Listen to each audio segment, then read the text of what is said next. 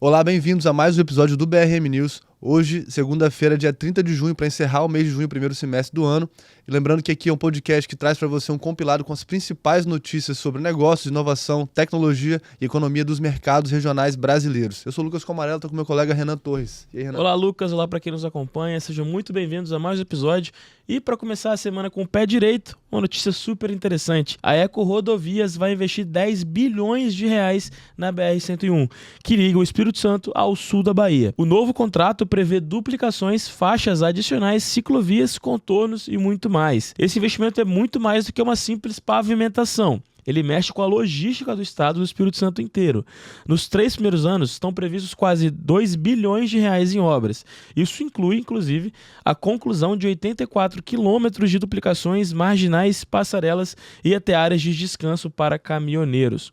Tudo isso fortalece o Espírito Santo como um corredor logístico nacional e prepara o terreno para exportação, escoamento da produção e até atração de investimentos industriais. Falando em produção, vamos direto para o agro. O mês de junho foi marcado pela queda de mais de 15% no preço do café arábica e robusta.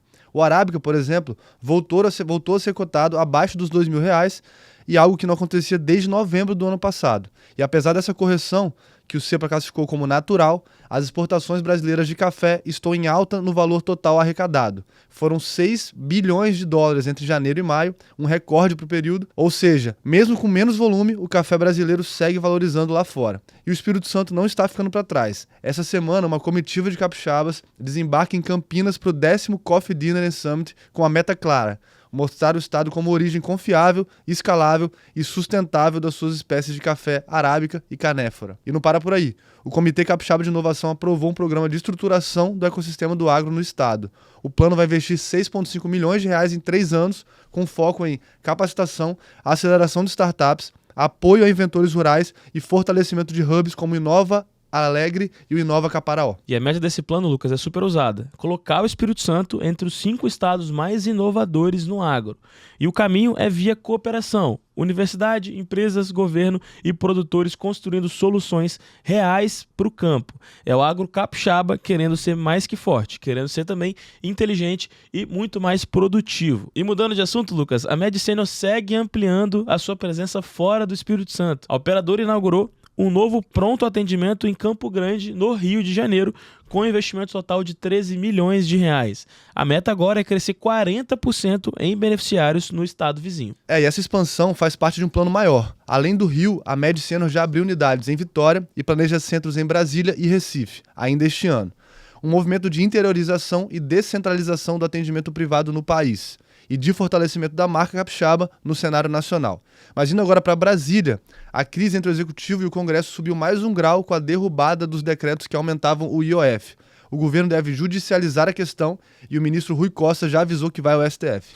O importante aqui não é apenas o imposto por si só, apesar de ser uma pauta super relevante. É o embate institucional que foi travado nas últimas semanas. O Congresso diz que o Executivo extrapolou. O Planalto rebate, dizendo que o decreto era legítimo. E a Haddad já articula para transformar a pauta do IOF numa discussão política: justiça tributária versus privilégio. A disputa agora é de narrativa e pode virar bandeira para a eleição de 2026. E o embate não para por aí.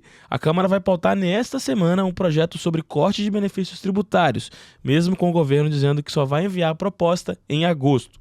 Enquanto isso, Lula tem incentivado aliados e ministros a endurecer o discurso, dizendo que quem derruba imposto para rico quer cortar programa social para pobre. E o pano de fundo disso tudo é claro: o risco fiscal continua no radar. Economistas alertam o Banco Central que, apesar da queda recente do dólar, a valorização do real é temporária.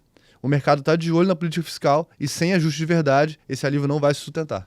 E vale ressaltar aqui, Lucas, que em meio a tudo isso, na semana passada foi destaque uma matéria, uma pesquisa, na verdade, da Futura Inteligência, Instituto de Pesquisa do Grupo Apex, que deixou muito claro que o Lula vem cada vez mais se enfraquecendo e caminhando, de forma muito enfraquecida para a eleição de 26. Então, vale a pena ficar de olho nos próximos cenários, nas próximas pesquisas. A gente vai deixar o link aqui na descrição para quem quiser acompanhar. Foi destaque aí em vários veículos, para todo o Brasil e acaba permeando todo esse debate que a gente vem trazendo aqui nos últimos episódios. Isso aí. Agora, na indústria, o destaque vai para a BYD, montadora chinesa que inaugurou oficialmente sua fábrica em Camaçari, na Bahia, nesta terça-feira. Mas, por enquanto, os carros chegam da China quase prontos, o famoso regime SKD. Isso gera dúvidas sobre o real impacto produtivo da operação no Brasil. A expectativa de gerar cadeia local de fornecedores ainda está no papel. Por enquanto, a planta serve mais como centro de montagem e marca a presença da BYD no território brasileiro. E no exterior, destaque para o Canadá, que revogou os impostos digitais sobre empresas de tecnologia dos Estados Unidos como parte de uma tentativa de reaproximação com Washington. O gesto é um aceno comercial claro para aliviar tensões provocadas por Donald Trump. O Canadá quer manter suas exportações de aço e alumínio e reabrir negociação com os Estados Unidos. E o imposto digital virou moeda de troca nessa disputa que mistura tecnologia, diplomacia e proteção comercial. E para fechar o giro, projetos de energia renovável estão sendo adiados no Brasil. Com queda nos preços e excesso de oferta no mercado livre, as margens ficaram apertadas e investidores estão recuando. Falta incentivo sobre essa incerteza, né? Essa tendência preocupa quem acompanha essa pauta de transição energética. Sem ambiente regulatório estável e previsível, o Brasil corre o risco de desacelerar justamente no setor que deveria puxar a próxima década de desenvolvimento sustentável. Esse foi o BR1000 de hoje. Se você curtiu o episódio, segue a gente no Spotify, no YouTube e no Instagram para não perder nenhuma notícia que a gente traz para vocês diariamente. É por lá que você fica por dentro de tudo que rola na economia, na política e na inovação do Brasil e do mundo. É isso, pessoal. Ficamos à disposição. Desejamos uma excelente semana e, como a gente gosta sempre de terminar, ótimos negócios. Até mais, pessoal.